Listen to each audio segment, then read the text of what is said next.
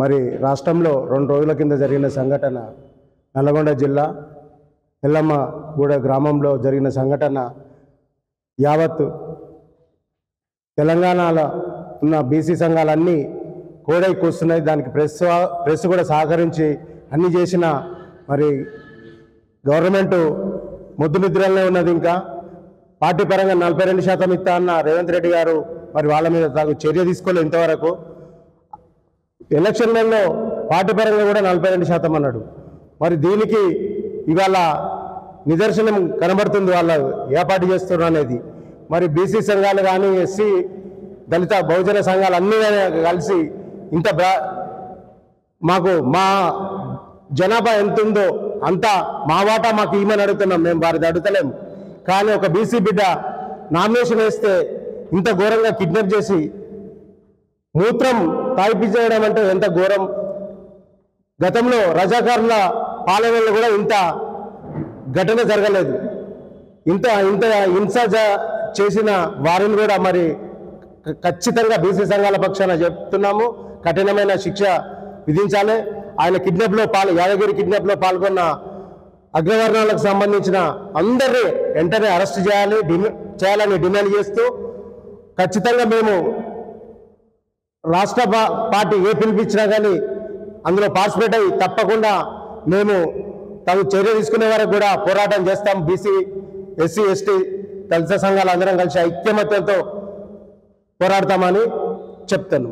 మొన్న 2 రోజుల క్రితం నల్గొండ జిల్లా ఎల్లమ్మగూడ గ్రామంలో ఏదైతే ఒక బీసీ కమ్యూనిటీకి చెందినటువంటి యాదవ్ కులస్తుడు మరి మామిడ్ల యాదగిరి నాగలక్ష్మి గారిపైన అగ్రవర్ణ కులానికి చెందినటువంటి సందీప్ రెడ్డి అనే ఒక వ్యక్తి దాడి చేసినటువంటి ఘటనను నిరసిస్తూ ఈరోజు ఈ ప్రెస్ మీట్ కార్యక్రమం ఏర్పాటు చేయడం జరిగింది.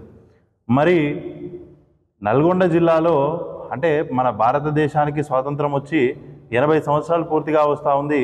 ఈ 80 సంవత్సరాల స్వతంత్ర భారతదేశంలో ఈనాటికిను మా బడుగు బలహీన వర్గాలపైన అనేక దాడులు అనేక హింసలు గురవుతూ ఉన్నాం. మరి మొన్న జనరల్ మహిళా స్థానం నల్గొండ జిల్లాలో జరుగుతున్నటువంటి స్థానిక సంస్థ ఎన్నికలలో జనరల్ మహిళా రిజర్వేషన్ వచ్చినటువంటి స్థానానికి మామిళ్ళ యాదగిరి నాగలక్ష్మి అనే ఒక బీసీ సామాజిక వర్గానికి చెందిన యాదవ్ కులస్తుడు నామినేషన్ వేసినట్టు. అయితే ఆ జనరల్ స్థానంలో నామినేషన్ ఎట్లా వేస్తావు రాబాయ్, ఇది మాది అని చెప్పి సందీప్ రెడ్డి అని అగ్రవర్ణ కులానికి చెందినటువంటి వ్యక్తి మరి యాదగిరి గారిని కిడ్నాప్ చేసి ఆయనను ఒక రోజు పాటు మొత్తంగా కిడ్నాప్ చేసి నానా రకాల హింసలకు గురి చేసినాడని చెప్పి మరి వాళ్ళు వివరించడం జరిగింది. ఈ దారుణమైనటువంటి సంఘటన ఏంటంటే ఆయనతోని సందీప్ రెడ్డి అనే వ్యక్తి ఎవరైతే ఉన్నారో ఆయన మూత్రాన్ని బట్టి తాగించడం అనేది చాలా దారుణమైనటువంటి విషయం. చెప్పడానికే సిగ్గుగా అనిపిస్తూ ఉంది.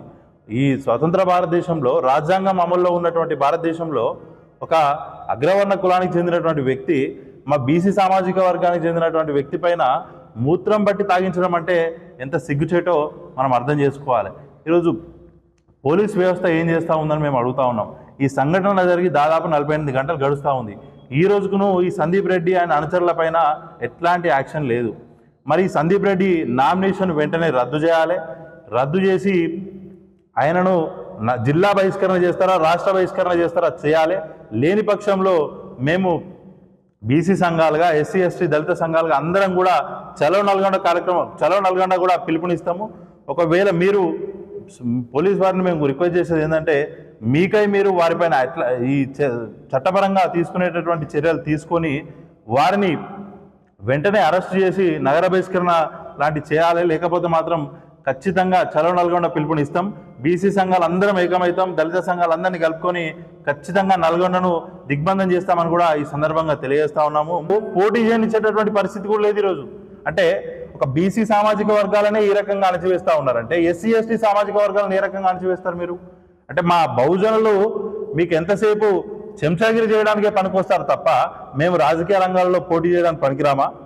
మరి ఈరోజు ప్రెస్ క్లబ్ వేదికగా నేను అడుగుతా ఉన్నా, బీసీ సామాజిక వర్గాలను దళిత ఎస్సీ ఎస్టీ సోదరులందరినీ కూడా మీరు పాలేరులాగానే చూస్తూ ఉన్నారు. ఈ రోజుకును మేము పాలేరులం కాదు, మేము కనుక మా ఓటు కనుక మేము వేసుకుంటే మీకు కనీసం రోడ్ల మీద తిరిగేటటువంటి అవకాశం కూడా ఉండదని చెప్పి ఈ సందర్భంగా హెచ్చరిస్తూ అసలైన తొలి వెలుగు. ఫాలో వాట్సాప్ @తొలి వెలుగు official.